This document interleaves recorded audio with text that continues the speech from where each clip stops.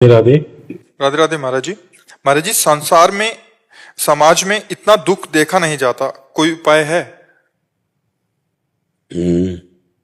चश्मा हटा ले, दुख वाला चश्मा हटा ले, दुख है नहीं। दुख का चश्मा लगा रहोगे तो दुख दिखाई देगा, सुख का चश्मा लगाओगे तो सुख दिखाई देगा। और सही पूछो तो आपके पास दुख का चश्मा नहीं, दुख सुख दोनों का चश्मा है। और एक चश्मा आता है जो निर्विकार है। जैसे व्हाइट चश्मा लगाओ तो जैसा है वैसे दिखाई देगा, लेकिन लाल लगाओ तो लाल दिखाई देगा, हरा दिखाओ तो हरा दिखाई देगा। अभी व्हाइट चश्मा नहीं लगा, एकदम क्लियर। क्लियर क्या?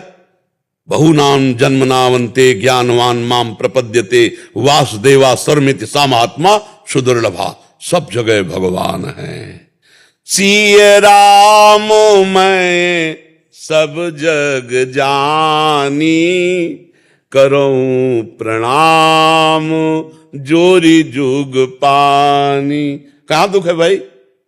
चश्मा बदला। सिय राम मैं सब जग जानी, करूं प्रणाम जोरी जुग पानी। सर्वत्र मेरे प्रभु। आपको सर्वत्र दुख दिखाई दे रहा है, सर्वत्र प्रभु है, और प्रभु है आनंद स्वरूप। गीता में भगवान कह रहे, मत्ता परतरम नान्यत किंचिदस्ति धनंजय, मेरे सिवा और कुछ नहीं। तुम चश्मा बदल लें, भगवान ही भगवान। अब जो दुख दिखाई दे रहा है वो ऐसा है, जैसे हम फिल्म देखने गए तो फिल्म में मार पीट हिंसा सब कुछ दिखाई दिया, लेकिन बाद में आकर के अगर कोई रोता हुआ आदमी मिले और आपसे कहे मैं बहुत दुखी हूं फिल्म देख के, तो आप हंसोगे कि नहीं हंसोगे? क्यों हंसोगे? क्योंकि आपको पता झूठा है, आपको पता है झूठा है, और वो सच्चा मान लिया इसलिए वो रो रहा है बंदा। आप सच्चा मान लिए इसलिए आप दुखी हो रहे हो। उमा कहूं मैं अनुभव अपना, सत हरि भजन जगत सब सपना। सपने का रील चल रहा है। अच्छा, दुख किस बात का होता है? किसी को शारीरिक पीड़ा, किसी को मानसिक पीड़ा, ये देख के, और ये तब मिटेगा जब वो अपनी भूल को मिटा दे। वो अपने को शरीर मानकर पापाचरण करता रहा, पुण्याचरण करता रहा, सुख दुख के लपेटे में पड़ा है। अगर वो अभी देखे तो चेतन अमल सहज सुख राशि, ईश्वर अंश जीव अविनाशी। अविनाशी भगवान का सुख राशि, भगवान का अंश, वो कभी दुख पा ही नहीं सकता। तो भूल से दुखी हो रहा है, वो भूल मिटाने के लिए अध्यात्म है, और अध्यात्म को स्वीकार नहीं कर रहा, मनमानी पापाचरण कर रहा है, तो कभी दुख नहीं मिटेगा। दुख चिंता शोक भय उद्वेग ही उसके अंदर बने रहेंगे जब तक भगवान का भजन नहीं करेगा। तब लग कुशल न जीव को सपने हो मन विश्राम, जब लग भजत न राम को शोक धाम तज काम। तो मुझे लगता है भगवान का भजन आप भी कीजिए, और जिनको आप दुखी देखते हो उनसे कहिए कि आप भी भगवान का आश्रय लेकर भजन करो, तो मंगल भवन अमंगलहारी भगवान है, समस्त दुखों को मिटा देंगे। और ऐसे तो दुखी रहोगे, ऐसे तो दुखी रहो। दुनिया में इतना दुख है कि आप देख देख कर डिप्रेशन में पहुंच जाओगे, इतना दुख संसार में है। और अगर आप भगवान के भजन में मगन हो तो आपको ये फिल्म जैसा दिखाई देगा।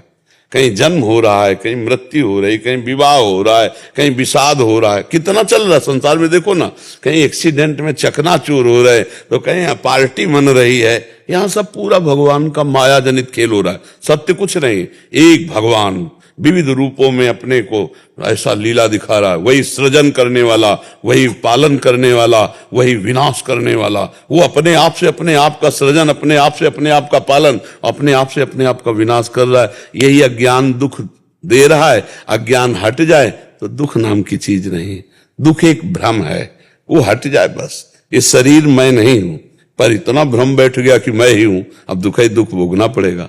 शरीर को अपना मानने वाले को कभी सुख नहीं मिल सकता। जो सुख दिखाई देता वो सुख नहीं, ये सुख की छाया है। समझ पड़ती नहीं मेरे गिरधर की माया है। आज तक मिला सुख? देखो गृहस्थी में वो सब भोग भोग रहे हो, फिर वही से मन है, फिर वही चाह है, फिर वही। अरे चौथेपन अवस्था में तो कम से कम सब संसार से झंझट मिटा के भजन में लगना चाहिए। ये बहुत भगवान का भजन किए बिना समस्या का समाधान नहीं है। समस्या का समाधान बिना भजन के नहीं है। भजन करो तभी निकल सकते हो। भगवान से विमुख है, भजन नहीं तो वृद्धावस्था कैसी निंदनीय कटेगी। ये बुद्धि भ्रष्ट हो जाए तो पूरा जीवन बर्बाद कर दे। इसीलिए भगवान के भजन के बिना दुख निवृत्ति नहीं होगी। दुख तो कई तरह से घेरता है जीव को, पर भजन है तो बच जाएगा। अगर बुद्धि शुद्ध है तो बच जाएगा।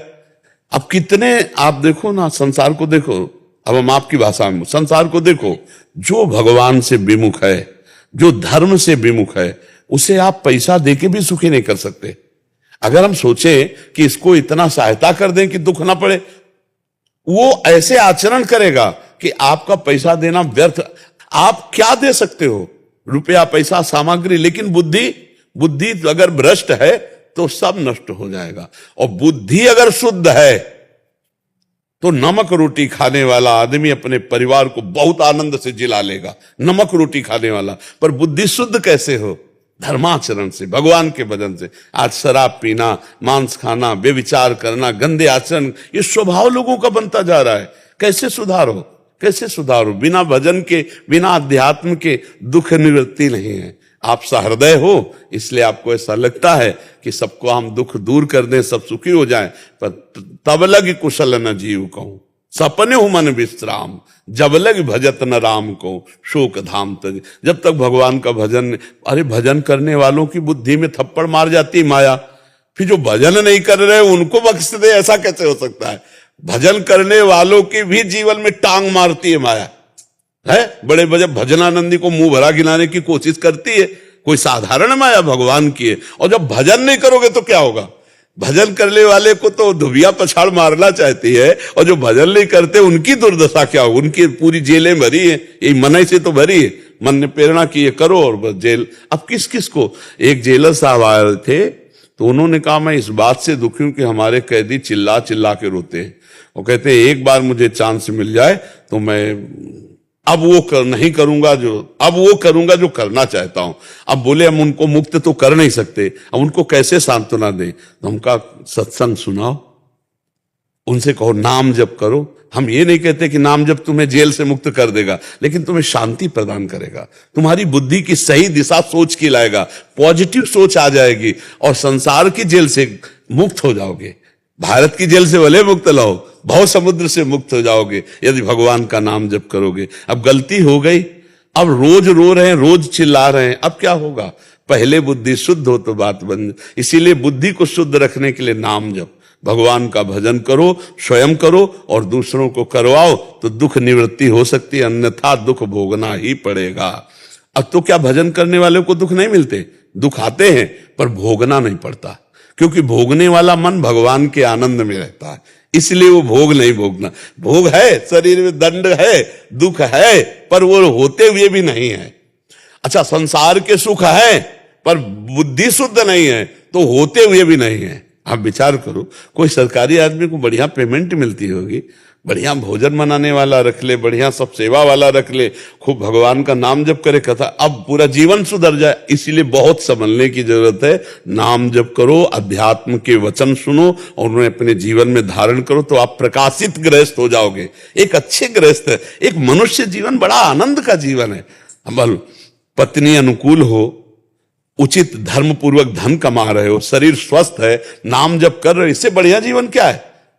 अब जो आजकल बुद्धि भ्रष्ट हो रही है, बच्चा बच्ची है, जो गर्लफ्रेंड बॉयफ्रेंड, अब ये अच्छे पति बन पाएंगे, अच्छी पत्नी बन पाएंगे, इनका परिवार बड़ा सुदृढ़ चल पाएगा, क्योंकि मन चंचल। जैसे हम कहते हैं कि 4 होटलों का भोजन आप हफ्ते में पाना शुरू करो, फिर आपको अपनी बंधी रसोई का भोजन अच्छा नहीं लगेगा, नहीं ना? एक इंद्री रसेंद्री, ऐसे हर इंद्री है। आपने गलत संस्कार अपनी इंद्रियों को दे दिए तो क्या एक पति से संतुष्ट रहकर आजीवन आप चल पाओगे? जब आपने अभी बॉयफ्रेंड, फिर ब्रेकअप, यही तो चल रहा है। बोले हमारा उनसे ब्रेकअप हो गया, अब नया बॉयफ्रेंड। ये क्या एक पत्नी व्रत या एक पति व्रत एक गृहस्थी में चल पाएगा? अच्छा, अब आप सोचो, वो गृहस्थ जो पति देख रहा है कि पत्नी दूसरे से, पत्नी देख रही कि पति दूसरे से, वो क्या गृहस्थी होगी? वो जलन, वो अशांति। पति पत्नी एक मित्रवत जीवन निर्वाह, तो गृहस्थी धन्य हो जाए। पर ये जो गंदी आदतें चल रही होने देंगे क्या? नहीं होने देंगे।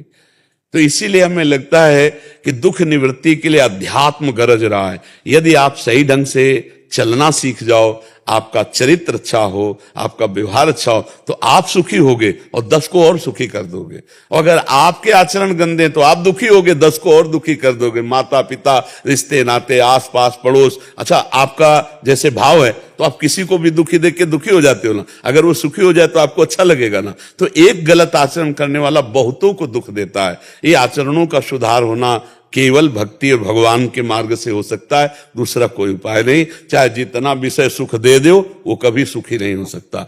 महाराज ययाति अपने जीवन को भोगा, अपने बेटे के 1000 वर्ष की आयु भोगी, तब उन्होंने कहा धिक्कार है यार, कुछ सुख नहीं मिला।